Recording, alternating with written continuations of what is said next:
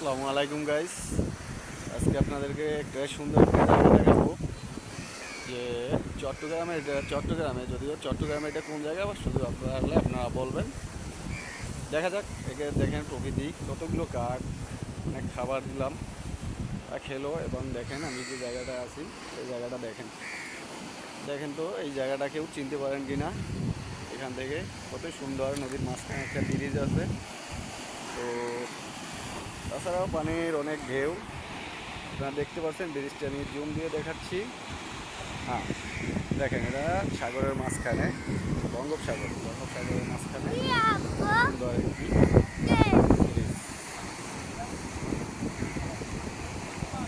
এখানে আমার সাথে আছে আমার ছোট মামুনি এবং আমার ফ্রেন্ডস আছে।